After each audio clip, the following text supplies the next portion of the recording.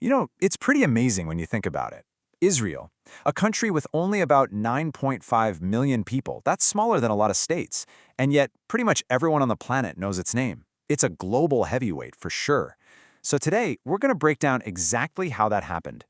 All right, so let's get right into it. This is the big question, right? How did this tiny nation become so powerful, so influential? To really get a handle on the present, we've got to, and I mean really have to, look at the past. First things first, just take a look at the map. You see that tiny sliver of land? It's completely surrounded by much larger neighbors, and it's smack dab in the middle of one of the most volatile regions in the world. This geography, it's not just a location on a map. It's the very furnace that forged this nation's entire identity. Okay, to get to the real heart of this, you have to understand that Israel's strength is built on a foundation of some seriously deep historical trauma.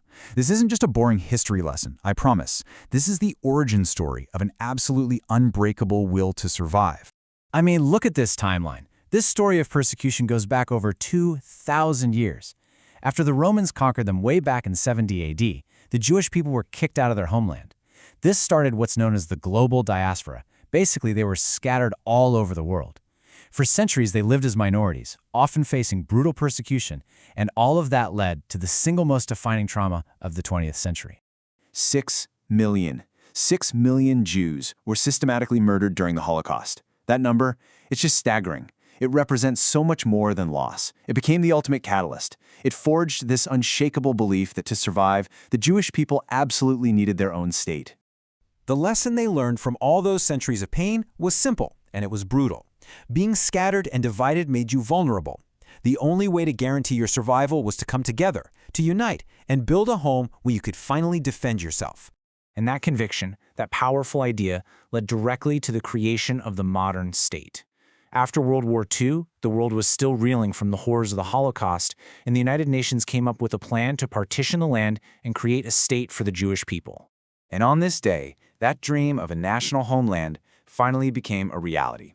The State of Israel was officially declared. But this wasn't the happy ending to the story, not at all. It was the beginning of a brand new fight for its very existence.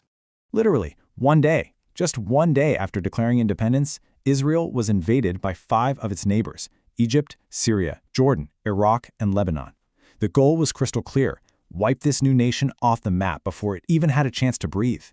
The whole world was watching, and frankly, most expected this tiny new country to be crushed in days. But that's not what happened. Against all odds, Israel survived. And not only did it survive, it won. This shocking victory in 1948 immediately established a reputation for military toughness that has defined the nation ever since. Okay, so having survived its own birth, Israel started this really systematic process. It took its biggest weaknesses, its small size, its hostile neighbors, its lack of natural resources, and it figured out how to turn them into its greatest strengths. This right here is the core of their entire strategy. First up, national defense. Look, with such a small population, you can't have a huge standing army, so Israel's solution was mandatory military service for most of its citizens. This creates what you could call a nation in arms, where pretty much everyone has military training. But it does more than that. This shared experience creates this incredible sense of social unity and discipline. It builds networks and a culture of solving tough problems under pressure, which, by the way, has been a huge driver of its tech boom after people finish their service. Next, let's talk strategy. Theirs is built on being proactive. They don't wait to get hit. The goal is to stop an attack before it ever happens. Intelligence agencies, like the famous Mossad, are all about identifying and neutralizing threats early, often deep in enemy territory. And why? Well, because they have to. Geographically, they just don't have the space to absorb a big punch. This is so crucial. They knew, deep down, they couldn't count on anyone else for their survival. So while they started out depending on foreign weapons, they invested a ton of money into their own research and development. Now, they build their own tanks, their own warships, and world-famous defense systems like the Iron Dome. This ensures they can stand on their own 2 feet in a crisis. And this idea of self-reliance, it goes way beyond the military. Take water. In a desert, water's everything. So Israel became the absolute world leader in water management. Get this, they recycle an incredible 90% of their wastewater, mostly for farming. And this is where that old saying, necessity is the mother of invention, really comes to life. They developed amazing high-tech farming methods to grow food in the desert. They built massive plants that turned seawater into fresh drinking water. By doing this, they achieved food and water security. That didn't just make them independent, it turned them into a global leader that now exports this life-saving technology around the world. But of course, no country, no matter how self-reliant, does it completely alone.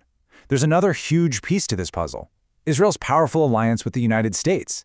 Let's break down what that really means. So what does this alliance actually look like? Well, the U.S. provides a vital shield. We're talking billions of dollars in aid every year, access to the most advanced military tech, and crucial diplomatic cover at the UN, where the U.S. can block resolutions that are critical of Israel. So why does the U.S. offer all this support? What's in it for them? Well, from a geopolitical point of view, the U.S. sees Israel as its most stable and reliable partner in the Middle East. It's a key asset for protecting American interests in a very, very complicated region. Okay, so let's zoom out for a second. We've seen how this nation literally forged strength out of trauma, threats, and a tough environment.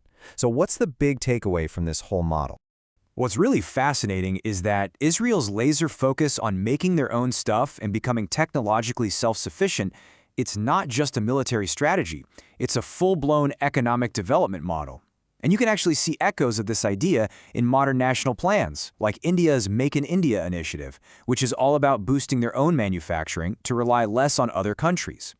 And that leaves us with one last, really powerful question to chew on. Is this incredible story of turning vulnerability into strength a universal blueprint that other nations could actually follow? Or is it something totally unique, a product of a specific people, a specific history, and a very specific, inescapable set of circumstances? That's something we're thinking